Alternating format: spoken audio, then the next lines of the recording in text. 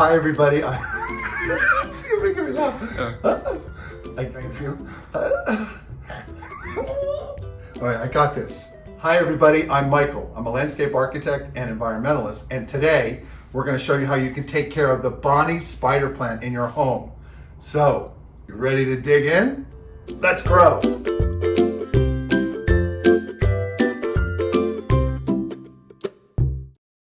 The Bonnie spider plant also goes by the common name, the curly spider plant, for obvious reasons, and its botanical name is Chlorophytum comosum variety Bonnie.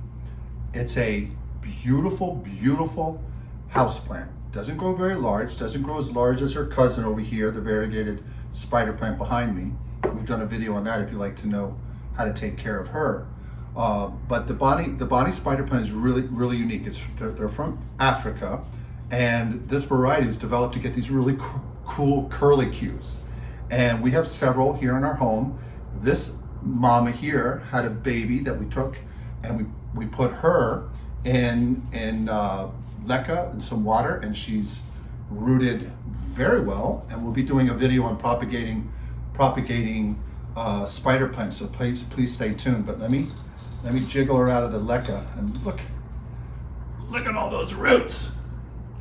Look at them all. She's just one happy camper. Now, the spider plant, I'll get into plant care in a minute. The spider plant, the characteristics of this plant has a white center down the center of the leaf, and the green edges. There's other types of spider plants that are not curly like this one, but the reverse they call them, which actually has a green center and a light white edge on them. So they're really, really cool plants. But one of the coolest things about this plant's characteristic, and that goes across the board with all the different varieties of spider plants, is that they help remove VOCs from your home. These are nature's natural HEPA filters. VOCs are volcanic. No, they're not volcanic. Volatile organic compounds. So anyway, so these guys are great at removing them. So they're from the air around you, and you can get VOCs from plastics and unwrapping stuff in your home when you buy stuff. That plastic and those things can be released. You can get it in a whole host of things. When you purchase stuff and bring them into your home, just common household things, they give off these volatile gases, which are not good for us. These guys are exceptionally good at removing them, as well as taking out dust. So this is a great plant for health benefits actually in your home. So that's a really cool thing about the plant's characteristics of what the Bonnie and the spider plant behind me do for you. The growth pattern on a spider plant is it's a grass-like plant, and it grows from the center and reaches out. And over time, that the plants, when they're in the pot and they get a little bit full inside the base of the pot, they'll tend to shoot out babies. So I call them babies. Many people call them plantlets. But this is a new plant. It's basically an offshoot of the mother plant here. Our Bonnie over here has a little cute one right here, look at this cutie. And another one over here. Oh, look at all those curls, it's so cute. It's so cute. And they will do that when they tend to get pot bound. And what do I mean by that? That's when the plant's roots fill up the whole container, and typically you don't want to have your plants pot bound, but these plants, for whatever reason, they're okay with that. And when they get a little more pot bound, they send out their shoots. And what I'm surmising, the theory I have in my head is that the plants, because this is a way for propagating the species, maybe when they feel that if they're native to Africa and they're growing in a rock or a crag somewhere, maybe they're going to shoot out a stem with a new baby to propagate somewhere else for some soil to grow. So I think that's why. It's not based on anything. It's just my idea of what I think why they do that. They tend to do that when they're grown in a smaller container, and I think they're super cool. They're just the coolest plant to have in your home if you don't have a large place. The thing about these plants is that they don't grow very, very large, like the Taniki we have over here and the other burgundy ficus. Those can get very large. these are great for a coffee table or somewhere else on your shelf. So what we're going to do now is go over and talk to you a little bit about plant care. On plant care, let's start with lighting. Your Bonnie spider plant will want medium to high light, and that's in a range of 800 to 1,000 foot candles. So you would want to have her on a shelf that's closer to a window, several feet off of a window, whether it's north facing like us or west facing, but you don't want to get direct sunlight on them. So they do best when they're getting medium to high light, and north of 1,000 foot candles. These will probably do okay, but you may get some bleaching. But that sweet spot is around 800 to 1,000 foot candles, we have found. On soil for your Bonnie spider plant, we have ours, or we will be doing ours in 2 different growing mediums. First, I'm going to talk about soil potted. This Bonnie here and this one here are grown in soil, and our soil mix that we prefer to use is an indoor potting mix with this ratio. I'm sorry, here's the ratio: 80% indoor potting mix. We like the Miracle-Gro brand, plus 15% perlite mixed into that, plus 5% worm castings. And then you mix that all together, and that's your potting medium for your Bonnie spider plant. You want to add in the perlite. Even though indoor potting mix tends to have a lot of perlite, we like to add a little bit more to help it drain. And now that I'm speaking to that, let's talk about watering, and then I'll go into LECA and how you can also grow these plants in a different growing medium, a soilless medium.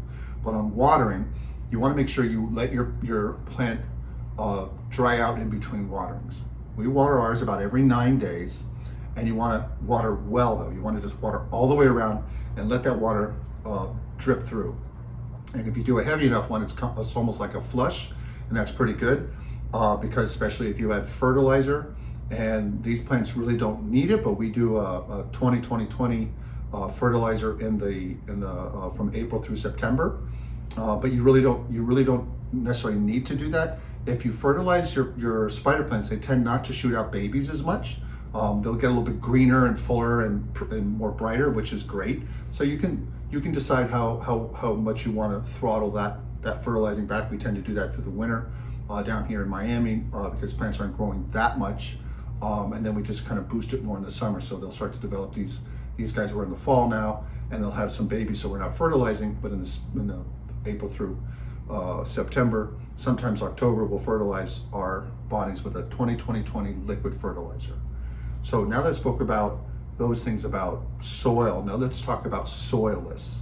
We have not our Bonnie growing, but Mama over here, the regular variegated spider plant. She had a baby. We took a baby from her, and we propagated her very much in the similar fashion as this Bonnie here in some water with LECA, and they took off. And we thought, well, let's see if she would do well growing in LECA. We have some other plants, orchids and Hoyas growing in LECA, and we put Mama's baby over here, and she took off and adapted to growing in LECA.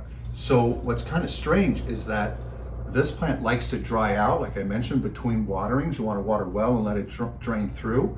But they've also somehow, with LECA is I think doing this, like I've said it in other videos, like a tidal thing where the LECA clay pebbles off gas or can evaporate a lot of the water out, and so it draws down in the LECA container, and it probably gets dry enough that the spider plant's roots aren't getting waterlogged.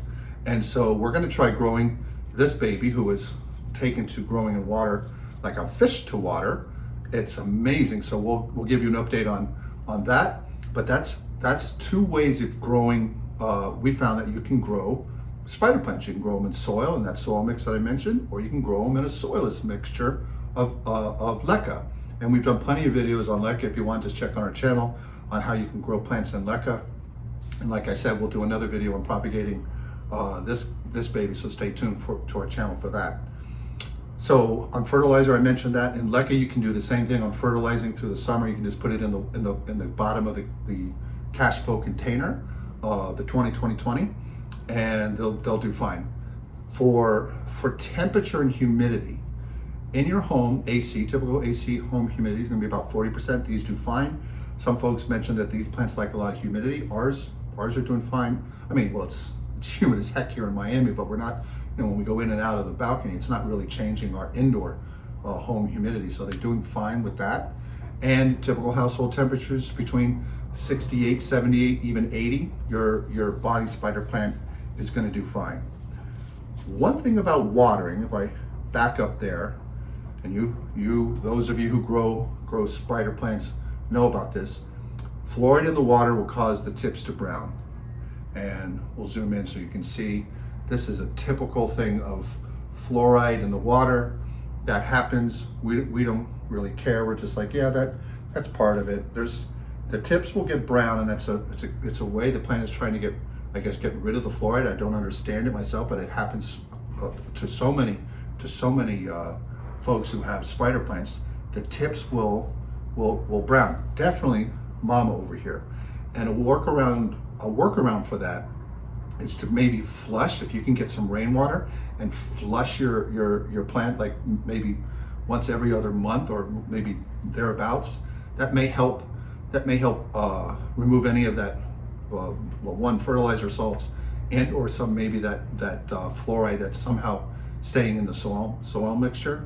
But we tend to say, that's just part of it. It doesn't really bother us, so we don't worry about that. But don't feel bad if you see that you're getting your tips are browning on your plant. That's going to happen with water from your tap.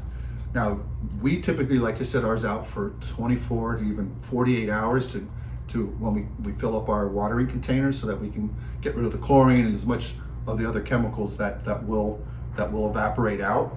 And that tends to help, but rainwater is really probably the best. You're not going to get any of those chemicals in there, but it's not always consistent for folks. So I think I covered the bases on everything I wanted to talk to you about. Wait, there's one more thing: pests. We don't have many pests with these. Typical pests you're going to have in your home, and we've got Hoyas, and those of you who have Hoyas, mealybugs love them. And we haven't seen any infestations of mealybugs, spider mites, or aphids. So they're cool in that regard, that they're very low maintenance in that way, not having to require measures to control pests.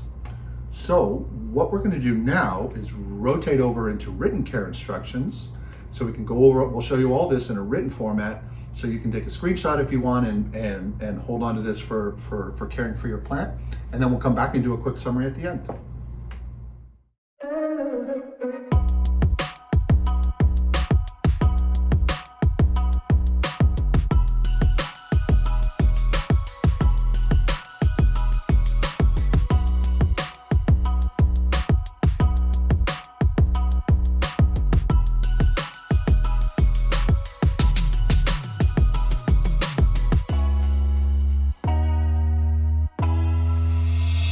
Well, the three of us would like to thank you for stopping by. And if you have any questions, just leave them in the comment box below and I'll make sure I get back to you. Until the next video, bye. If you found value in this video, hit the subscribe button and the notification bell. We post weekly. Thanks.